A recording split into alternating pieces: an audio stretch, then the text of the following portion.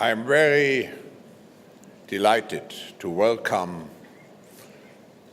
a young leader, but a very important personality for the future of Europe, Prime Minister, or as they say in Italy, the President of the Council of Ministers, Matteo Renzi of Italy, to the annual meeting.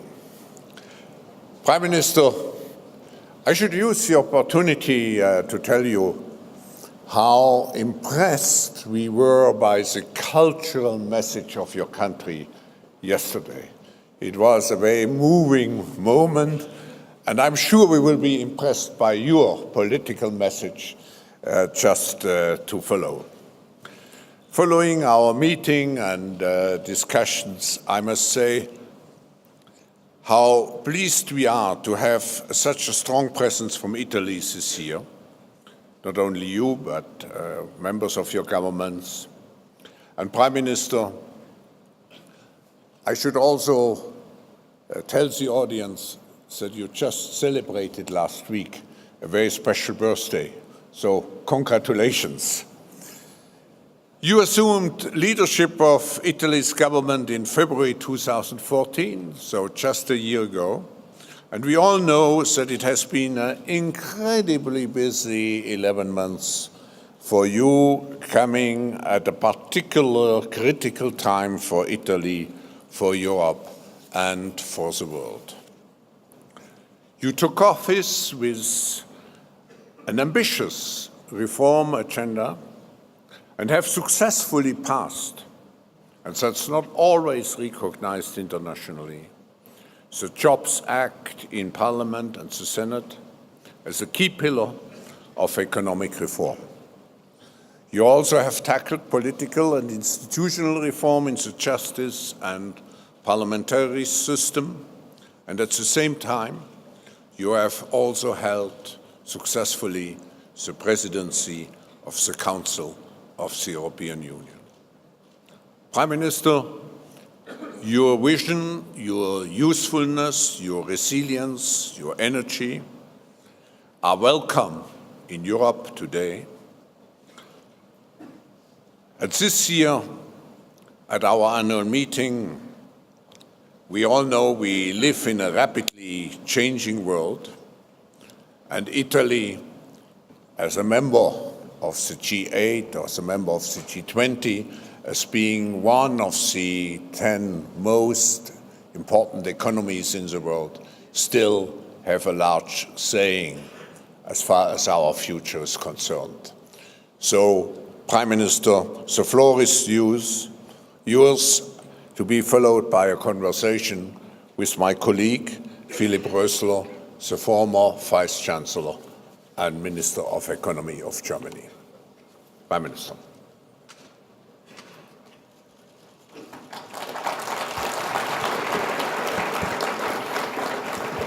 Thank you so much, Mr. President, ladies and gentlemen.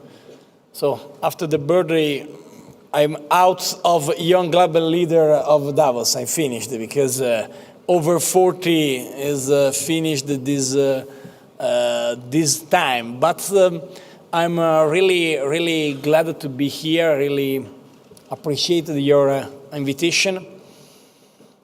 Also, if not very easy, speaking about the future of my country. Because you know, and you listened yesterday, while Andrea Bocelli showed every quality of the lyrics, music of our tradition, how many important is the past in our country, an incredible country. Rich of culture, masterpieces. It's not very easy to discuss about the future, but it's absolutely an enthusiastic moment for our country. This is an incredible window of opportunity in Italy today. So I know there are a lot of risks. There are a lot of risks in Italy, in Europe, around the world. Not see the risks is stupid for a politician, But transform risks in opportunities is the quality of leadership. And every year, every season, every era presented a lot of risks. I was born in 1975. Italy is in the period with a great growth, but a lot of problems, for example, of the terrorism inside our countries. Europe was a place without democracy, without a strategy for European institutions. 1975 was exactly the moment in which, for the first time, it was decided the direct election of members of parliament in Europe. And if you think world was divided between Western and Eastern blocks. So every season, every era presents risks. And also today, we see a lot of problems, of difficulties. But I believe this as particular opportunity. And I think the role of politician must be that, seize the moment. I use an expression that comes from Roma, ancient Roma, carpe diem. This is exactly the moment in which we can choose the future after a lot of difficulties. So very, very briefly, I think this is a moment, first of all, in my country. Italy needs an incredible season of reforms, and the future is started. I'm not here to present a future of tomorrow. For my country, the time of future is today, not tomorrow. We started with the change of labor market, with the fiscal system, tax reforms, with the civil justice, with a solid and strong ability to innovation of the civil justice with the innovation technologies in the court. And I believe absolutely important the new approach in the public administration, because I believe our enemy is a tape of bureaucracy, and give time clears and the possibility to ensure the investment for Italian entrepreneurs and international capital is one of the most important things.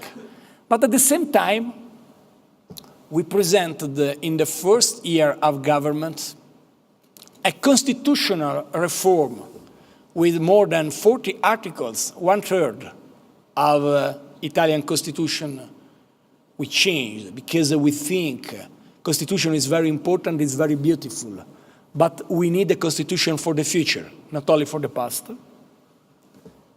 And a new electoral system to give finally, also in Italy, the possibility to choose the leader for 5 years. My government have in front 3 years of government.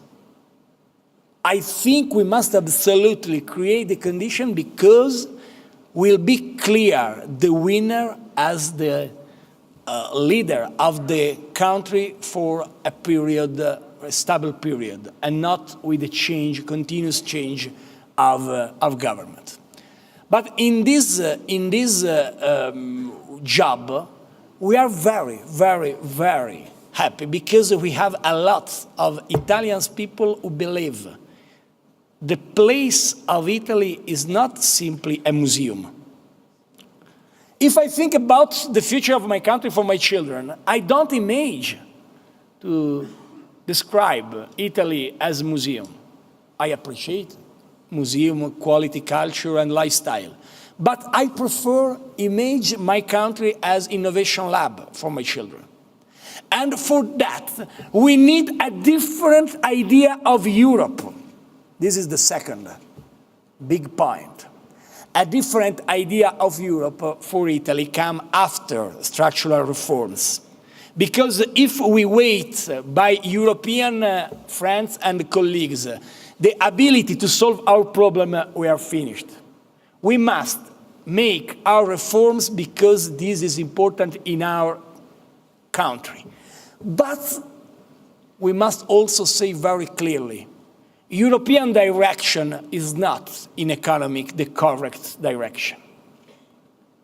I participated as my colleagues to Brisbane summit of G20 in the last November.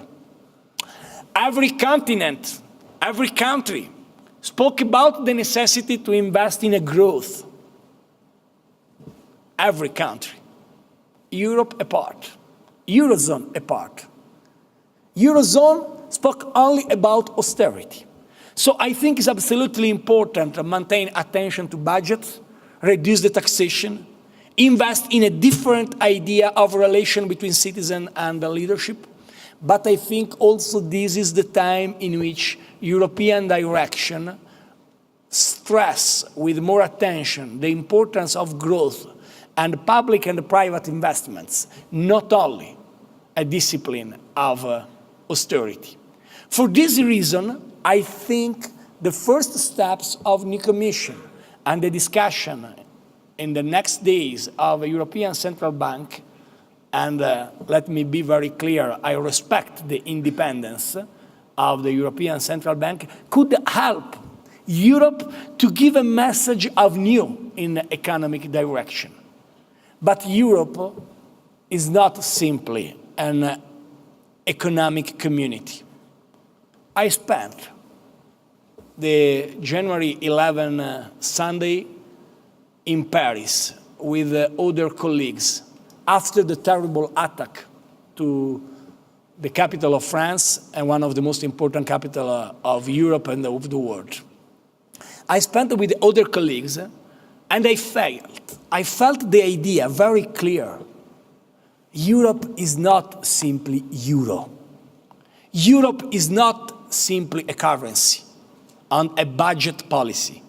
Europe is, first of all, an idea who ensures 70 years of peace, 70 years of prosperity, of stability. And so for this reason, I believe absolutely important, Europe could be in the next years not simply the last, but the place in which we can give a message of innovation in the economics and also in the culture and in values and in the ideals. This is the request to come from around the world for Europe. If you think this is the moment in which Russia and Ukraine, but also Syria and Iraq, but also Libya, very important discussion, show to everybody the real importance of an very strong idea of Europe around the world. I think if we combine together the necessity of structural reforms in economy, the necessity of change of mind in the European people, and the necessity of a new international order, we can give a possibility to this country and in general to an idea of politics as a possibility of solve problems. So I conclude exactly from the same point of the start of my speech. Yes, there are a lot of risks. In a part, new risks, international terrorism, idea of the lack of sustainability.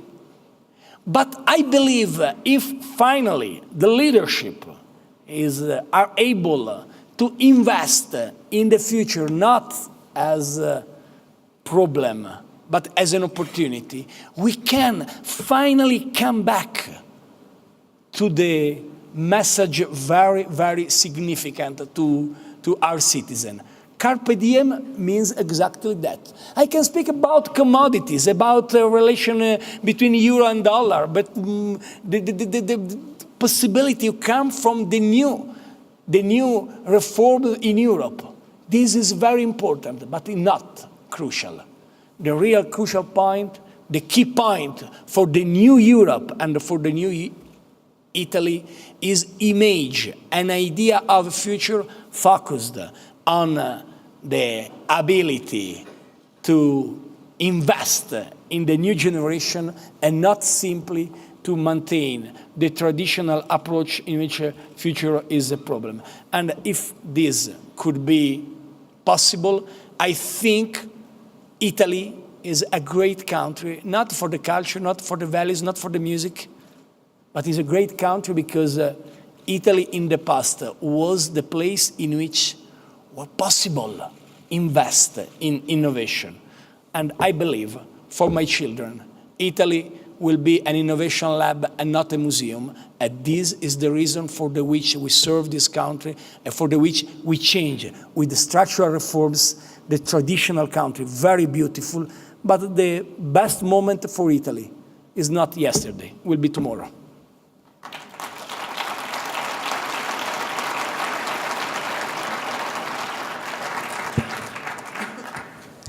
So, ladies and gentlemen, Prime Minister, thank you very much for this impressive speech, first. Second, you mentioned a lot of reforms, and you achieved a lot in nearly 1 year. Some would say you achieved more than all your predecessors in the entire mandate. For example, reforms such as the reform on the labor market. And now, please, Prime Minister, let us ask, what is your next reform high on your priority list to improve Italians' competitiveness?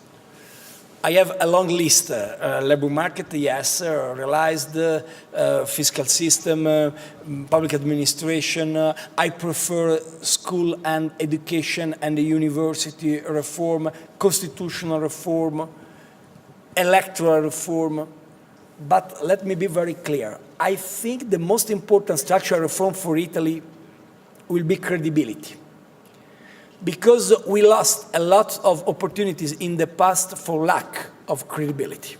We lost a lot of opportunities because the government changed, because we didn't respect in the past every deal. So this is the time in which very important labor market, very important justice, very important public administration, very important education, but the first structural reform for us will be the credibility, and the credibility for Italy is the key point for the future. Great, particularly because, you know, the headline is New Global Context, but the meta message of this annual meeting is how to deal with the decline of trust. So it's excellent to hear something about this. And you have been successful on your national level with your national reforms. But at the same time, last year was the semester of the Italian presidency of the EU. And you have been successful as well, given the new interpretation of the Growth and Stability Pact.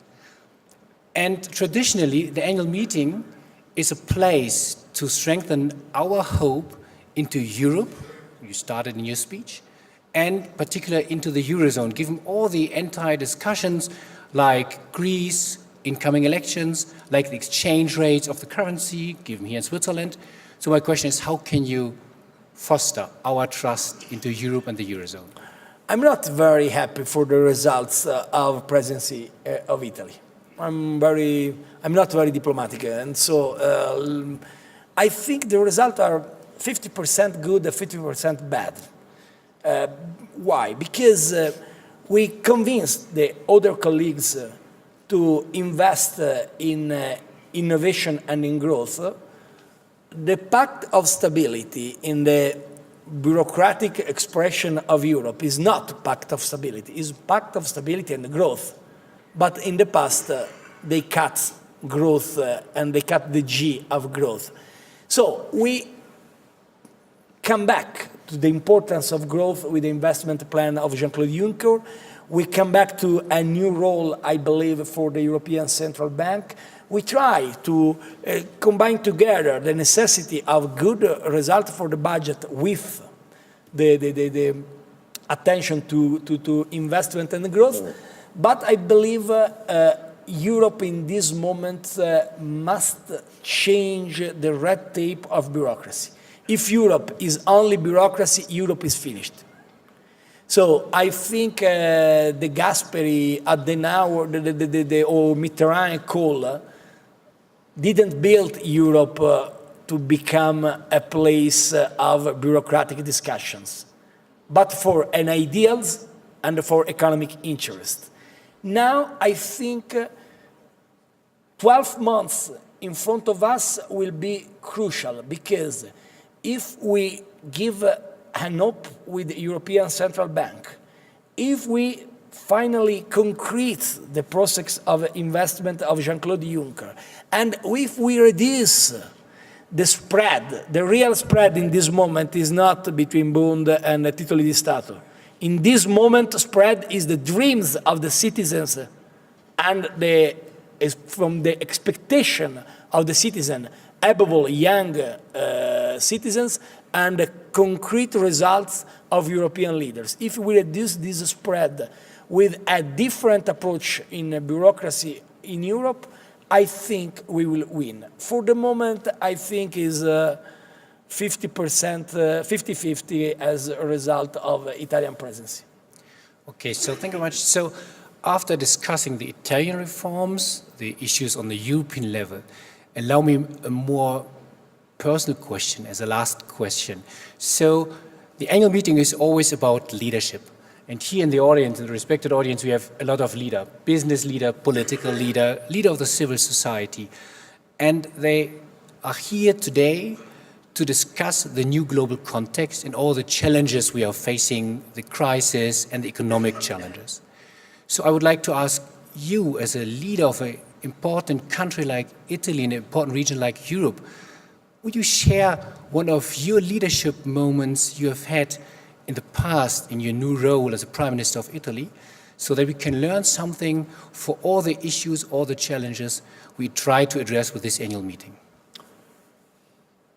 It's not easy to give a brief answer. I think that this is a moment in which really we can build a piece of new international order.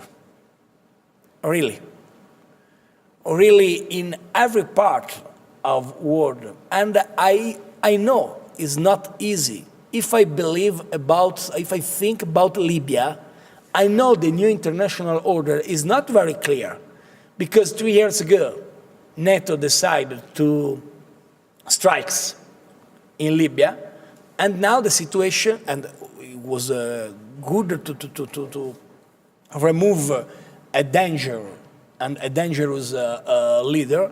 But now, if I think about Libya, I know this is the place from which we can receive a global attack, because a lot of instability in Libya could be a problem for every country in Europe, just one example. So I know there are a lot of problems, but I believe in face the new challenges, I think politics come back. This is very important. For a lot of years, maybe somebody also here think, oh, the future is economy. It's not correct. It's not true. Economy is very important. But without a political leadership, we are not in condition to invest in a different world. So my personal point of view is that after a lot of events, also the last event in Paris, there are the ability to understand, finally, politicians and politics come back to play a key role. Obviously, this means we must absolutely change laws and change difficult situation, but also give a vision. And exactly this is the strategy today. My country is famous around the world for the division. In every city, not only in the soccer stadium, but in the discussion, in the public debate. Italy is famous as a country of divisions. I hope Italy could come back offer a vision, not only a division, a vision focused on the new Renaissance. I was the former mayor of Florence. Renaissance was decisive for economy, for culture, for ideals, when decided to invest in the quality of values and in the quality of a human being. I hope this could be a period in which a new Renaissance could change the situation around the world. Obviously, depend on the quality, on the dreams, but also the concrete projects. I'm not believable if I don't change structural reforms in my country. We started, now is the time in which we must implement these reforms, but combined together, concrete and the dreams is the only way today in the difficult times, but also in the exciting times. So thank you very much, Prime Minister, and we are just in time. First, thank you very much. For Italy, it's not normal. So that's a question of credibility. So I think we delivered at this moment. And second, so I wish you all the luck for your people in Italy, for the people in Europe, and for the people on a global level. Thank you very much. You are the new face of Italy. You are the leader, and hope you see you soon, maybe here on the stage at our next annual meeting. Thank you very much. Good deal. Thank you.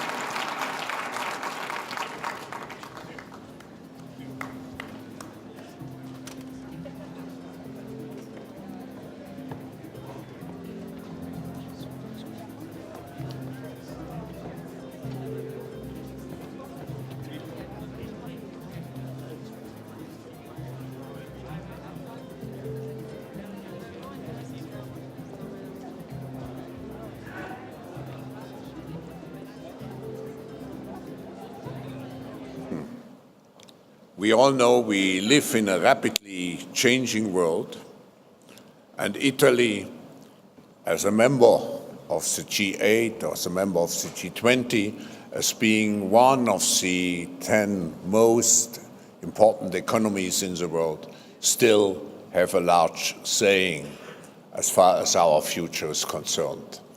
So, Prime Minister, the floor is yours, to be followed by a conversation with my colleague, Philipp Rösler, the former Vice-Chancellor and Minister of Economy of Germany.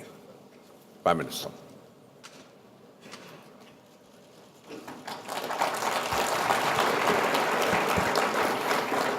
Europe, Prime Minister, or as they say in Italy, the President of the Council of Ministers, Matteo Renzi of Italy, to the annual meeting. Prime Minister, I should use the opportunity to tell you how impressed we were by the cultural message of your country yesterday. It was a very moving moment, and I'm sure we will be impressed by your political message just to follow. Following our meeting and discussions, I must say how pleased we are to have such a strong presence from Italy and have successfully passed, and that's not always recognized internationally, the Jobs Act in Parliament and the Senate as a key pillar of economic reform. You also have tackled political and institutional reform in the justice and parliamentary system, and at the same time, you have also held successfully the presidency of the Council of the European Union. Prime Minister, your vision, your usefulness, your resilience, your energy are welcome in Europe today. And this year, at our annual meeting this year, not only you, but members of your governments and Prime Minister, I should also tell the audience that you just celebrated last week a very special birthday, so congratulations. You assumed leadership of Italy's government in February 2014, so just a year ago. And we all know that it has been an incredibly busy 11 months for you coming at a particular critical time for Italy, for Europe, and for the world. You took office with an ambitious reform agenda,